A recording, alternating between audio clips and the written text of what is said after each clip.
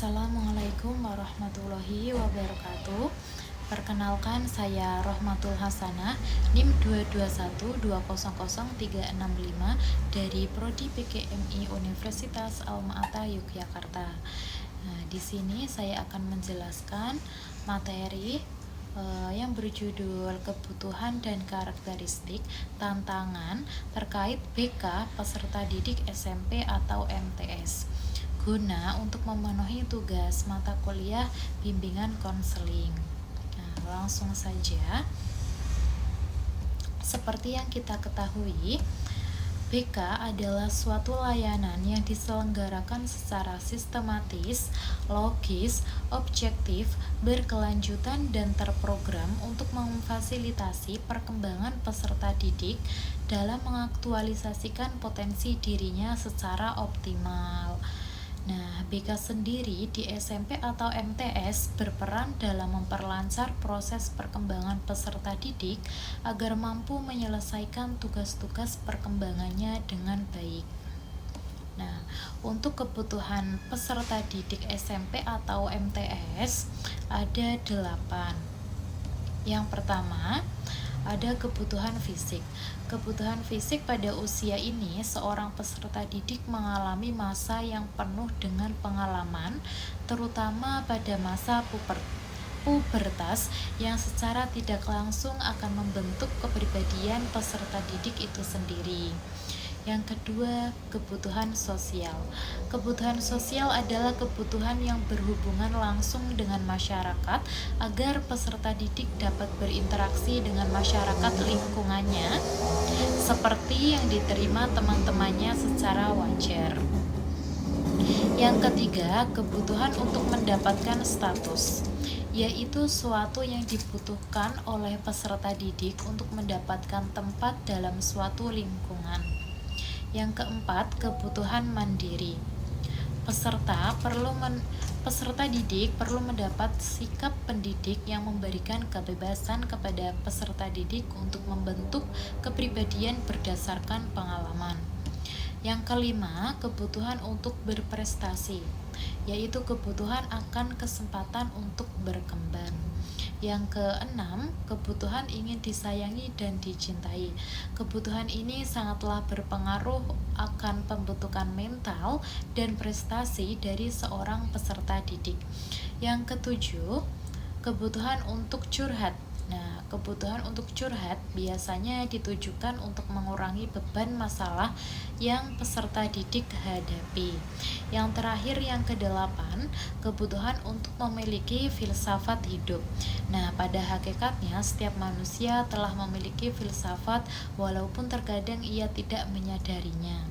Begitu juga dengan peserta didik, ia memiliki ide, keindahan, pemikiran, kehidupan, Tuhan, rasa benar, salah, berani, dan takut.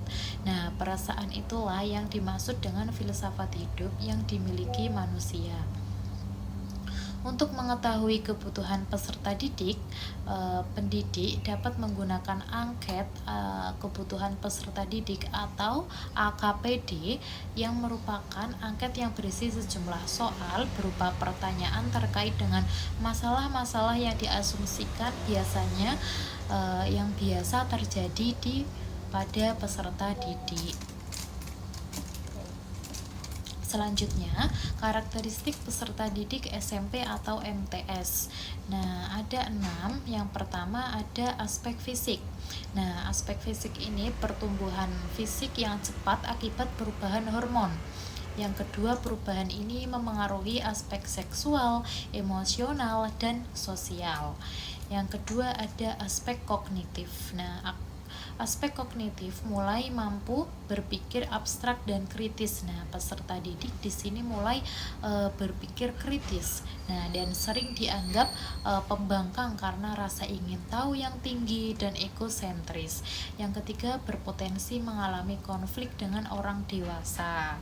Nah, jadi pada usia remaja ini, pada usia SMP atau MTS biasanya bisa dianggap pembangkang atau bahkan sering konflik dengan orang dewasa gitu. Yang ketiga ada aspek sosial. Aspek sosial yaitu peserta didik diperlakukan secara tidak konsisten, bukan anak-anak tetapi belum dewasa. Yang kedua, tidak suka diperlakukan seperti anak kecil tetapi belum siap bertanggung jawab penuh gitu. Jadi seakan-akan sudah merasa dewasa gitu, tapi belum dikatakan dewasa. Nah, yang keempat yaitu aspek emosi. Nah, emosi pada usia SMP atau MTS ini emosinya labil yang berakibat akibat perubahan fisik, kognitif dan sosial, dan mudah berubah-ubah perasaan terhadap suatu objek atau situasi. Dan ketiga, berpotensi menimbulkan konflik jika tidak dipahami dengan baik. Yang kelima yaitu ada aspek moral. Nah, biasanya mulai mempertanyakan nilai-nilai moral yang sebelumnya diyakini. Yang kedua, perubahan kognitif yang membuat mereka lebih kritis terhadap konsep benar, salah, dan baik atau buruk. Yang terakhir, yang keenam, aspek religius. Nah, pada aspek religius ini, peserta didik tidak lagi menerima ajaran agama secara dogmatis dan mulai mempertanyakan keyakinan yang sebelumnya dipegang. Terakhir, sebagian mengalami penurunan ibadah, sementara yang lain mencari pemahaman lebih mendalam. Jadi lebih ke ikut-ikut pergaulan luar gitu, sampai yang agamanya ini mengalami penurunan ibadah gitu. Jadi dimana pada usia ini orang tua sangat berpengaruh untuk perkembangan peserta didik. Nah, untuk tantangan BK pada peserta didik di SMP atau MTS yaitu ada tantangan utama yang sering dihadapi oleh guru, yaitu ada 8. Yang pertama, perkembangan emosional yang labil. Yang kedua, pengaruh teknologi dan media sosial. Yang ketiga, tekanan akademik dan kurikulum yang padat. Yang keempat, masalah pergaulan dan bullying. Yang kelima, krisis identitas dan pencarian jati diri. Yang keenam, minimnya kesadaran akan layanan BK. Yang ketujuh, dukungan orang tua yang beragam. Dan terakhir, terbatasnya jumlah dan peran guru BK.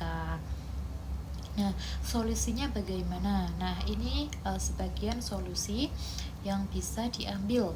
Yang pertama, meningkatkan sosialisasi tentang pentingnya layanan BK kepada siswa, guru, dan orang tua. Yang kedua, menggunakan metode pendekatan yang lebih modern dan sesuai dengan karakteristik remaja, seperti konseling berbasis teknologi atau program mentoring sebaya. Yang ketiga, membangun lingkungan sekolah yang lebih inklusif dan aman untuk mengurangi kasus bullying dan tekanan sosial. Yang keempat, meningkatkan kolaborasi antara guru BK, wali kelas, serta orang tua dalam mendampingi perkembangan siswa. Jadi peran orang dewasa, orang tua itu sangat berpengaruh untuk perkembangan siswa tersebut, siswa SMP MTS gitu. Nah, itu tadi untuk kesimpulannya pada kali ini. Jadi untuk kesimpulannya, peserta didik di tingkat SMP atau MTS berada dalam fase perkembangan yang penuh tantangan, baik fisik, emosional, sosial maupun akademik. Nah, mereka memiliki kebutuhan bimbingan dan konseling yang mencakup aspek perkembangan diri, penyesuaian sosial, pengelolaan emosi, serta penyajian akademik dan karir. Nah, oleh karena itu diperlukan strategi yang lebih inovatif dalam penyelenggaraan bimbingan dan konseling tersebut, seperti pemanfaatan teknologi, pendekatan berbasis mentoring sebaya, dan seperti tadi yang saya jelaskan. Oke, sudah selesai materi kali ini. Sekian dari saya, terima kasih. Wassalamualaikum warahmatullahi wabarakatuh. Sampai jumpa.